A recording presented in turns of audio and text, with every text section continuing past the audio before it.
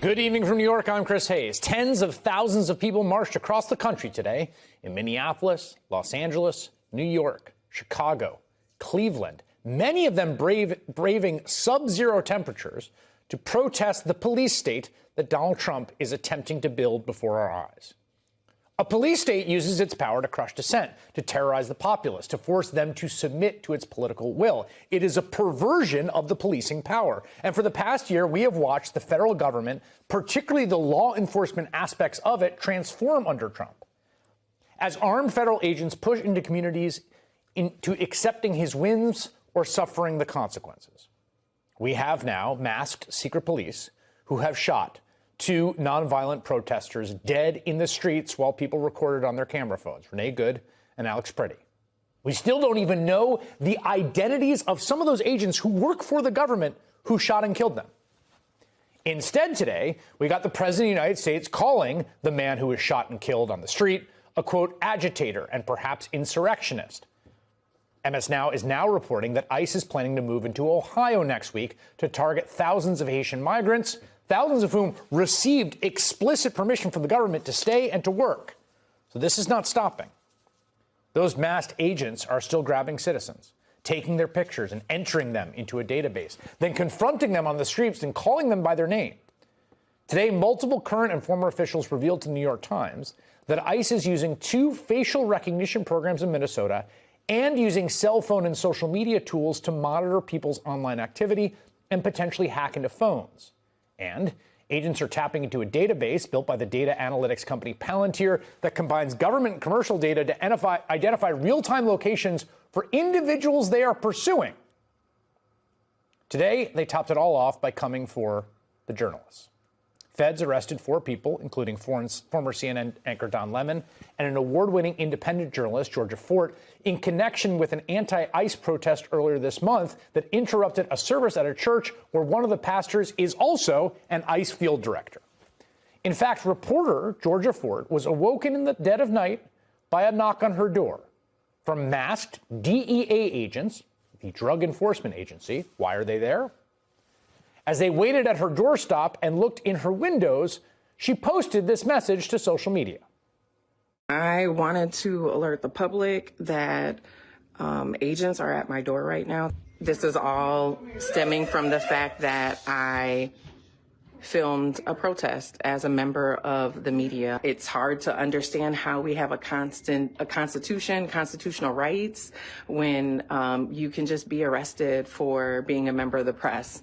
We've seen all these violations. All right, you guys, I gotta go. They're knocking. Yep, she's coming right now. Little context here. Last year, the former Speaker of the State House of Minnesota was shot and killed, assassinated by a man who showed up at her door pretending to be law enforcement. So just put that in your head. So then Fort, the vice president of the National Association of Black Journalists in Minnesota, who was one of 2 reporters in the courtroom when George Floyd's killer was sentenced, was taken away in the cold by those same masked, kitted out DEA agents. The feds are claiming that Don Lemon and Fort were agitators of the church protest who conspired to, quote, injure, oppress, threaten, and intimidate multiple persons, including the clergy, staff, and congregants, depriving them of their constitutional right to free religion. I'm not making that up. That is the claim here. But as you can see for yourself, and we've been doing a lot of see for yourself recently because of the lies that emanate from this administration, here is footage of Don Lemon in that church during that protest.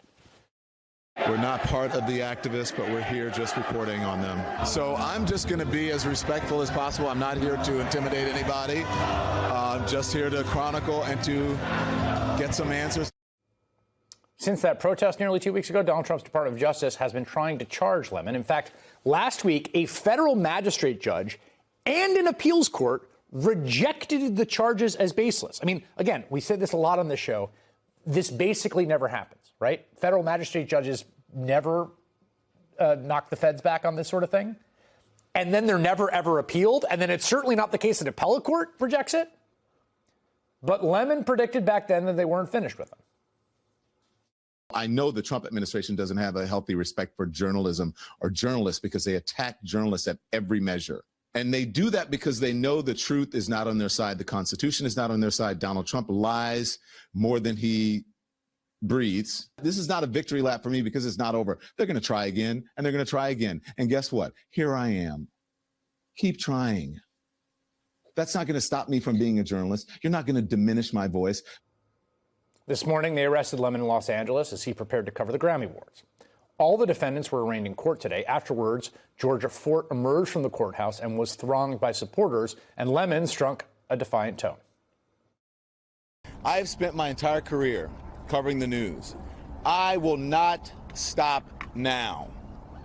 In fact, there is no more important time than right now, this very moment, for a free and independent media that shines a light on the truth and holds those in power accountable. Donald Trump sending government forces after critics, opponents, even those who are completely nonpartisan, but he views as insufficiently obedient, across a whole array of institutions. Today, Trump announced a politically connected replacement for the Fed chair, Jerome Powell, even though Powell's term runs for another 5 months. And also, he is, remember, still being criminally investigated by Trump's DOJ. Then, of course, there was Wednesday's FBI raid of the Fulton County Election Office in Georgia, where they took boxes and boxes and boxes of ballots. That, of course, office and that county and that state, the boogeyman of Trump's 2020 election lies. Feds hauling 700 boxes full of voter ballots. In an operation apparently overseen by Tulsi Gabbard, the director of national intelligence, who has no law enforcement powers, but who is apparently using her access to become a leading MAGA election truther with the full force of the federal government behind her. Again, all this is law enforcement. Law enforcement. Coming from an administration that has no qualms about breaking the law when it comes to just about anything, including releasing the Epstein files.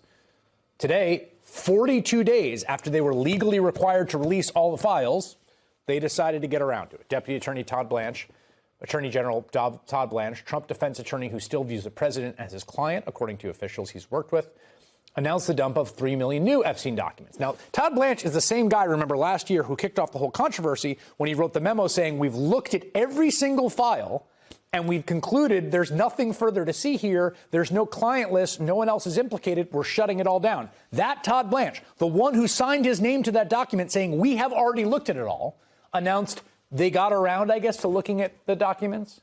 He said the delays were to protect the victims. They weren't protecting Trump. And now their job here is done.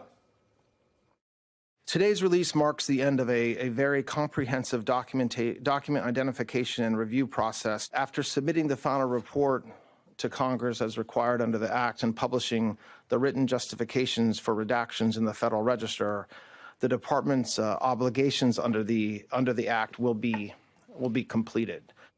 This is now the second time that Todd Blanche has told us there's nothing more to see here. We're going to have a lot more on what we are learning from those files later in the show, and there are some pretty shocking things in them.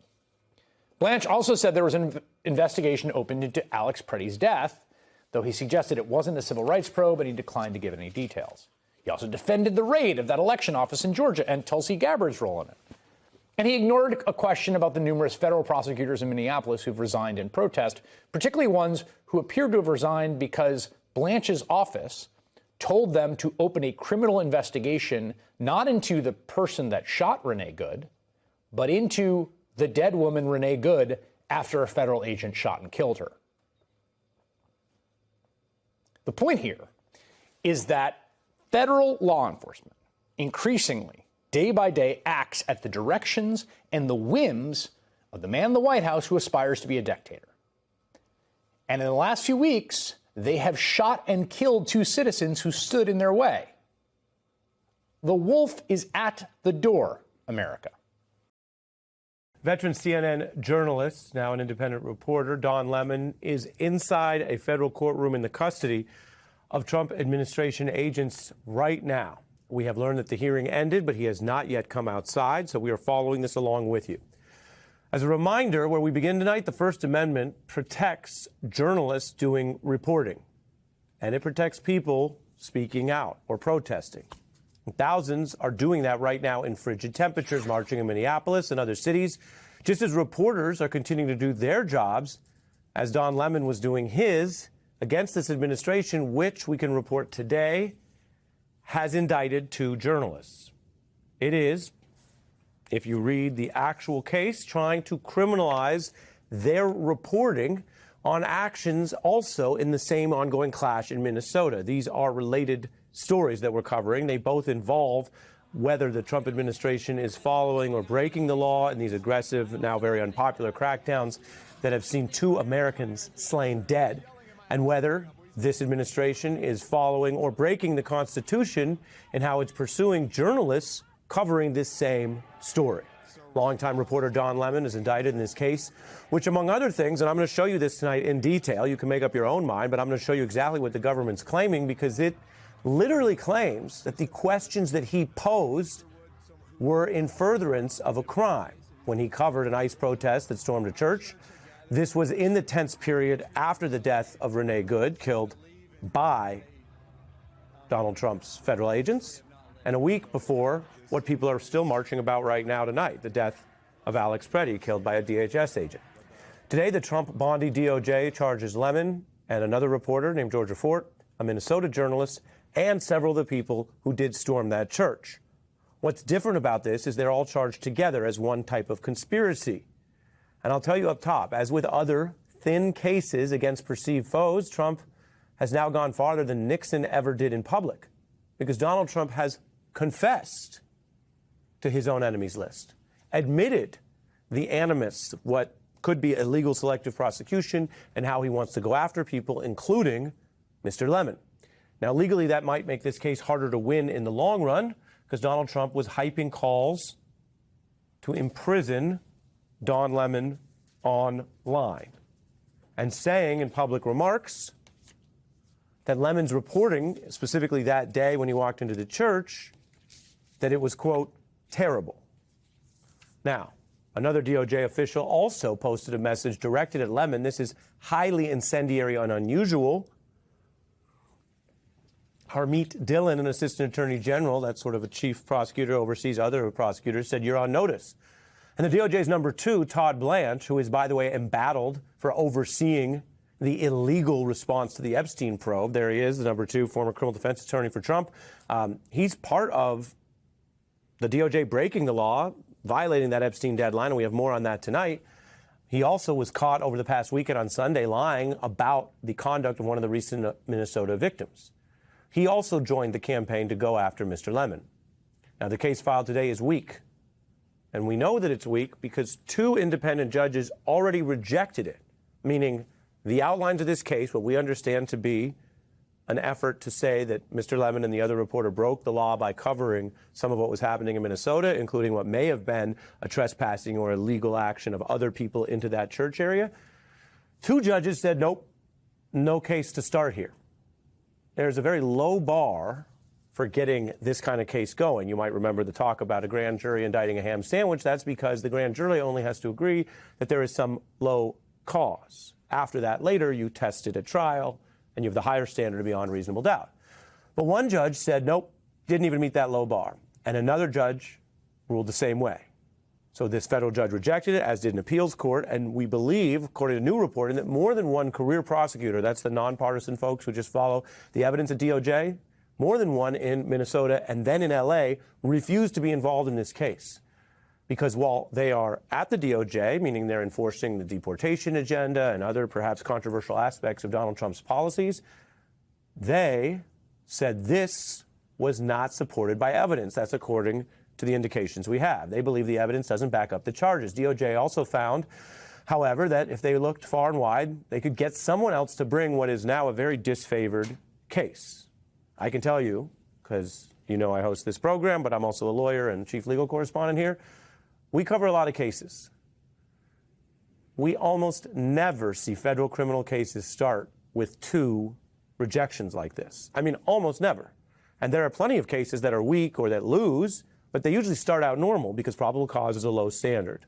Before you get into what you think of Donald Trump or Mr. Lemon or any of this, whatever you think of the president or the reporters involved or the issues involved, we are still, if we are allowed to be, a nation run by laws, under the rule of law. This was a dead-end case until they kept searching and found someone to bring it. And that's what led to the federal arrest of Mr. Lemon last night in L.A. He has done, as mentioned, previous reporting in Minnesota.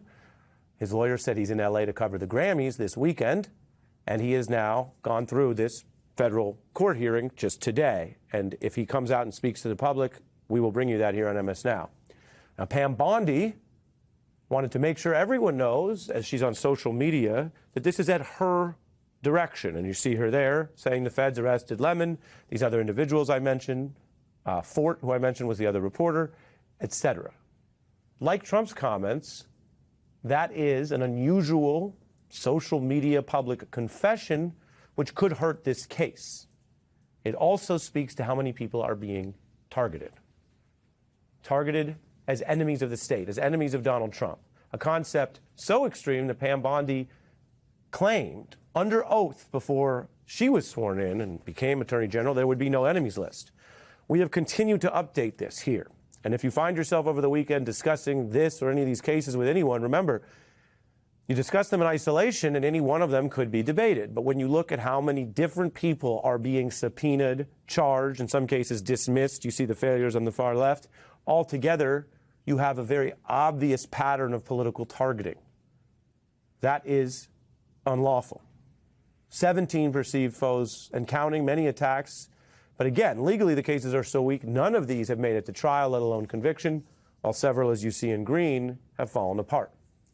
And so in America tonight, where there is a backlash over the killing of American citizens, where there is, as you see, all of these people gathered day after day, peacefully protesting against the violence they faced from the government, they are exercising their First Amendment rights. While a journalist, two journalists, are now indicted for exercising their First Amendment rights. The Trump DOJ made it very clear Lemon was a target. This is not a case where some local prosecutors were going through different facts and ended up with a high-profile defendant. This is an individual who is well known on CNN, who has had a back and forth with Donald Trump in the public square before, who the president, as I showed you, clearly does not like, who is also an independent journalist, meaning he's not a part of a giant company which has the same budget and law firms and money for lawyers without the corporate backing. Inside the church, during what is now at issue in this case, Lemon clearly wanted to make sure that people understood that, like many other journalists, whether it's in this country or elsewhere, who cover situations that could involve illegality, we have seen reporters across the spectrum, from here to other outlets to Fox News, go and cover curfews and protests. And after a curfew, you're not supposed to be on the street, but journalists are out on the street, right? But when you're covering the fact that people are out on the street, under American law, that doesn't make you part of the crime. And Lemon, that day, made sure he wanted to state, for the record in public on his live videos, what he said he was doing. So the protesters are confronting church members and leaders. They have stopped the service. A lot of people, a number of people have left. There are some who are still sitting here. Are you okay with the injustice that's happening within your city? We pray for justice. Are you okay? So you're not okay with I'm just here. I'm just here photographing. Are you okay with the I'm not part of the group. I'm just here photographing. I'm a journalist. I'm not part of the group. I'm a journalist. This has nothing to do with what you think of Mr. Lemon. We would be reporting this story the exact same way as I mentioned if it was one of our colleagues. Yes, we are reporters, so you could say, oh, we look at this as reporters, but we also know a lot about it. If it was one of our colleagues from Fox News or Newsmax who was at a protest of a different hue or association, if they were filming, videoing, talking, reporting, asking questions, that is the core First Amendment protected activity. Now, afterward, we know this escalated. Trump's DOJ and the president himself put on that public pressure. I showed you that. Lemon discussed his role. Once the protest started in the church, we did an act of journalism, which was report on it and talk to the people who were involved, which included the pastor, members of the church, and members of the organization. That's it. It's called journalism. That's what happened. Journalism, reporting, is protected in the First Amendment. There are people who talk about how there are different parts of the Constitution, what's the most important part, the Bill of Rights are essential. Traditional conservatives have long said you need the Bill of Rights because you would have the risk of government overreach. And in the traditional liberal and conservative space, it was often conservatives and libertarians who said, yeah, we need our Bill of Rights because we are skeptical of the big government abuse and overreach. And when you start out on those Bill of Rights, whether you remember it from civics or not, the first, speech in the press. The second, the rights to arms, a well-regulated militia being important to the safety of the people. That was what was deemed at the time. Second Amendment rights have expanded over time, but the First and the Second Amendment are related in the eyes of the founders because they were protections against a despotic government. Now we live in a world where maybe ideology doesn't matter, not to this president clearly, and maybe not to many of his supporters who used to call themselves conservatives. I can just tell you what the First Amendment protects. All of that type of journalism, whether it's unpopular or not, but especially when it is attacked by the government, because if it is popular and not under attack, well, thankfully, then you don't even need the First Amendment. When do you need it? Times like these. It is 3 p.m. in Minneapolis, big day of news across our country, but especially there. Residents are once again showing the country just how one stands up to Donald Trump and his administration. You were looking at pictures of protests for the second Friday in a row in that city. Thousands of people braving bitter cold temperatures. It's just 8 degrees outside there. They are on the streets calling for an end to federal immigration enforcement operations targeting their community and their neighbors in Minneapolis. This is less than 1 week after federal agents shot and killed 37-year-old Alex Preddy. That killing happened 17 days after agents killed Renee Good, also 37. The people of Minneapolis are being joined today in solidarity by residents of cities from coast to coast all across our country, as well as businesses who have organized to close their doors as part of a nationwide strike.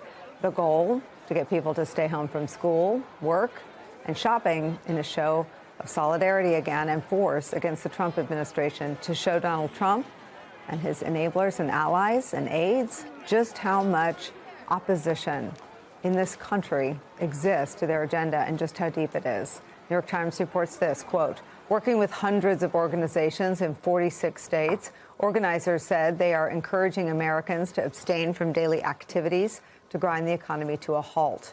And the protests could not come at a more dire moment. Just a few days ago, Trump said his administration would, quote, de-escalate in Minneapolis when it comes to enforcement. But that statement does not match up with the reality on the ground there.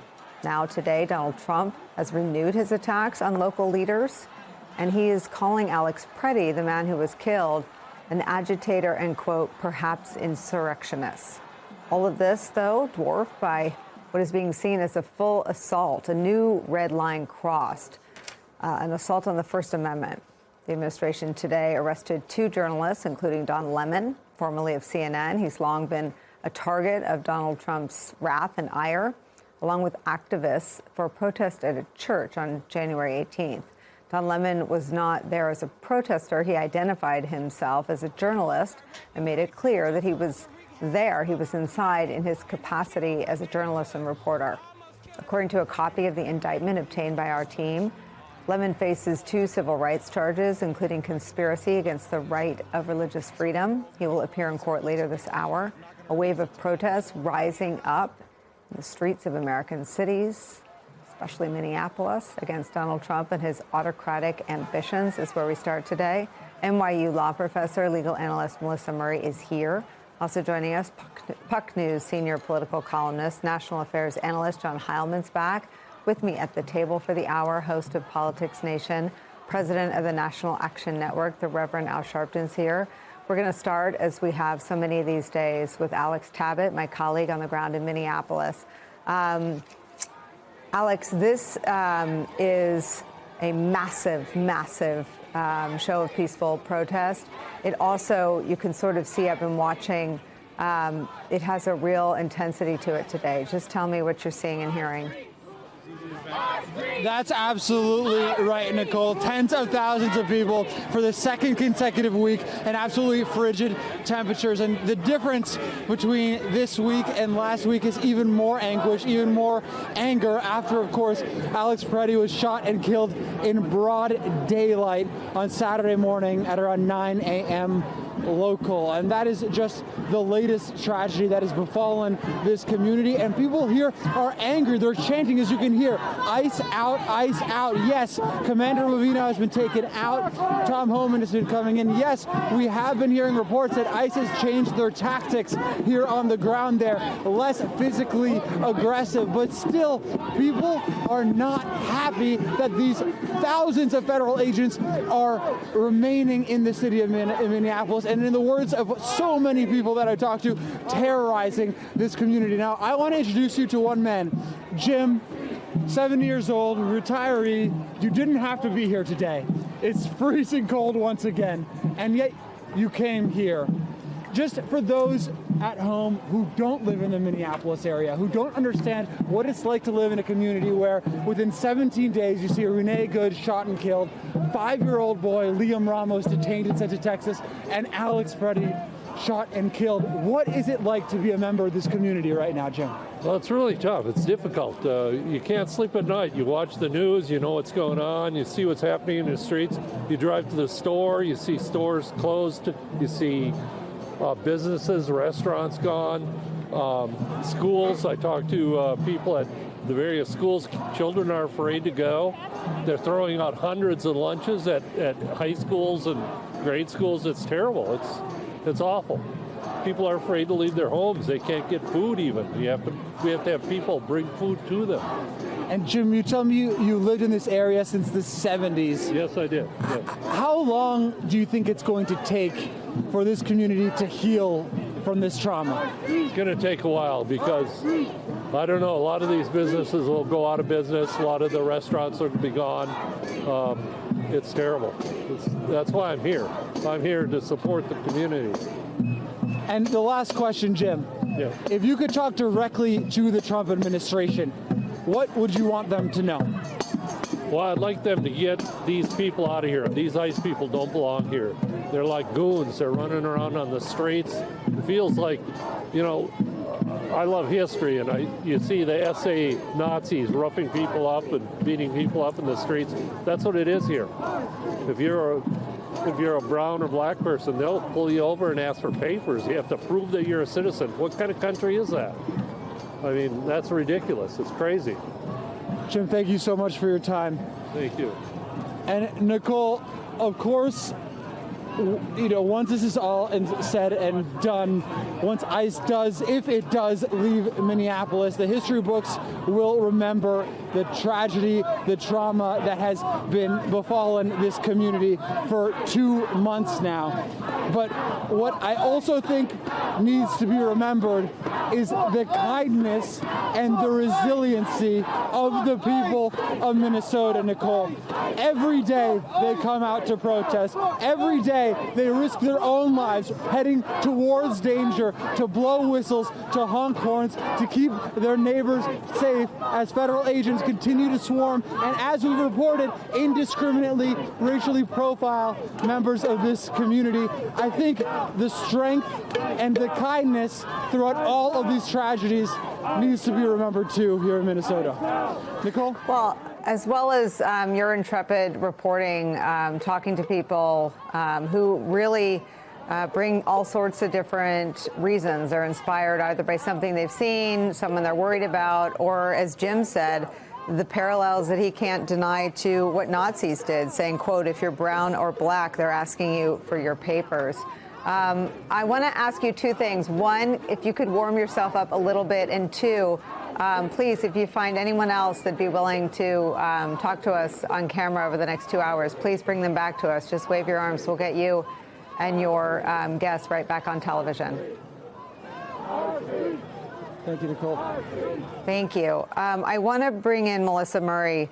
It is a high bar as a pundit in a studio, right, to make those comparisons. But for Jim, a citizen of Minneapolis, to say that what he's seen with his own eyes, what he's living through in his own city, reminds him, as a student of history, of how the Nazis walked around. He said this, quote, if you're a brown or black person, they're asking for your papers. I think this protest, this peaceful protest in Minneapolis, which is awe-inspiring, that's a shot of that I think captures the size of it, the scope of it. But I think when you let it sink in what people who are living there are living through, the use of a 5-year-old as bait, as human bait, to bait out someone by law enforcement, the killing of 2 U.S. citizens on the streets, it doesn't feel like hyperbole anymore. This feels like a real across the Rubicon moment. I think it is an across the Rubicon moment, Nicole. It's worth noting, as that guest did, that there are real parallels between what we are seeing here and what we've seen at darker points in our history. Not for nothing, the Nuremberg laws that essentially divided the Jewish populace in Europe into different camps were based on laws. They were codified, they were written into laws in much the same way that this administration is harnessing existing legal structures in order to mount this surge in Minneapolis. Again, ICE doesn't seem to be distinguishing between those who they believe to be undocumented migrants who have criminal records and those who are simply citizens or individuals who are lawfully here but happen to be brown or black. And that is essentially what happened. That's why you had people wearing markers or stars on their clothing during those periods in the 1930s to denominate them as individuals who were disfavored by the state. We're seeing that happen in real time. We are normalizing the treatment of certain people in our society as second class, and we're watching the people of Minnesota resist that characterization. It's amazing to watch, but it's terrible that we have to see it. You're talking about somebody who is the VP of the Minneapolis chapter of the National Association of Black Journalists. She also was released here this evening in which she said documenting what is happening in our communities is not a crime. I think we also have sound from her daughter in the head of the Minneapolis NAACP. Take a listen. She is not a protester. She is not an activist. She is a mom working to provide for her children through the only way she knows how. Documenting and sharing stories of the community and truth of what's happening here every day in our state. And Georgia had the courage to record it. And now she's arrested. Where is our constitutional rights? We are under attack, and you all better wake up before it's too late to wake up. It's not a joke, it's not a drill. When journalists are getting arrested, you all better be afraid. Georgia and Don, Mary, both live streaming the protests. How do you foresee this federal government, this Department of Justice, using charges like this to potentially try to stymie future journalism coverage ahead? Well, I mean, I think this is a shot across the bow, and it could be they think, well, this is going to be a little bit simpler because neither of these journalists belong to a big media organization, and they won't have, you know, many tens of, or if not hundreds of lawyers that come to the rescue here, although I feel quite confident that both of these journalists will have good lawyers that have probably many have already reached out to them. I mean, clearly they already have lawyers because they've been released, but to fight this and to fight for the principles of journalism and the freedom of the press. But I do think this is an effort to chill and intimidate because they know, the administration knows how much protest activity has gone on, particularly with respect to these surges to support the mass deportation plan. And, you know, they need to tamp that down. The public polling is showing the public doesn't like that. They don't like what they're doing, violating people's constitutional rights, racially profiling, being physically violent, even with people who maybe legitimately are not here lawfully, and they do have a right to detain them. They don't need to use the kind of force they're using. So this is an effort to shut the people up who are protesting, shut the journalists up, and we'll see if this escalates into similar activity with respect to major media. I mean, MS Now has journalists out there at protests all the time. We see it on the footage when I'm sitting there on set with you or when I'm away like today. And so, you know, will they start to escalate, or will they try to make these people scapegoats and examples? And I think they're going to have a tough time with that. Let's bring into our conversation MS Now political contributor and editor-at-large for the 19th, Erin Haynes. She's president of the National Association of Black Journalists. Erin, you and NABJ put out this statement today. I want to read just a little bit from it. Let us be perfectly clear. The First Amendment is not optional. And journalism is not a crime. A government that responds to scrutiny by targeting the messenger is not protecting the public, is attempting to intimidate it. And considering recent incidents regarding federal agents, it is attempting to distract it. So first of all, let me thank you for your leadership here, for NABJ's leadership. I was very proud to see that the National Association of Hispanic Journalists was among many entities that chose to co-sign that letter in solidarity. I do not think it is an accident that both of these journalists are Black. I do not think it is an accident that both of these journalists are independent. As Vaughn was just saying, that does not leave them with the backing and resources that someone tied to a moneyed institution might have. One, what is your message to those of us they are trying to chill from doing our job in this moment? And two, how do we make sure we have support and infrastructure for these journalists, some of whom are the first to be targeted, but certainly not the last? Yeah, I mean, listen, thank you for that, Alicia. We know that the First Amendment is not optional. It's not a joke. It's real. And we are seeing a serious threat to the First Amendment today with the arrest of journalists for certainly the first time in my lifetime, for attempting to do their job, to speak truth to power, and to show people what is happening on the ground in Minneapolis. They were not obstructing justice. Don Lemon and Georgia Ford were practicing journalism. We have to keep saying that. And you know, I think it is important because we know that this is not just about these journalists. It's not just about this one protest. This is about whether the First Amendment still protects journalism, particularly journalism that is centering marginalized communities. And so, yes, journalists are under threat. And I know, you know, there's a lot of attention, obviously, on Don Lemon, as there should be. He is probably the most high-profile independent journalist that we have right now. But also, I mean, Georgia Ford, to lift her up, independent journalist who was also doing her job. You heard her family saying that. Others in her community, others of us, her colleagues in NABJ, we know that that is exactly what she was doing. And so what we know is that arresting journalists for news gathering, it is a direct threat to press freedom that really not only every member of our profession should care about, but every member of the public should care about, because it really does threaten the public's right to know.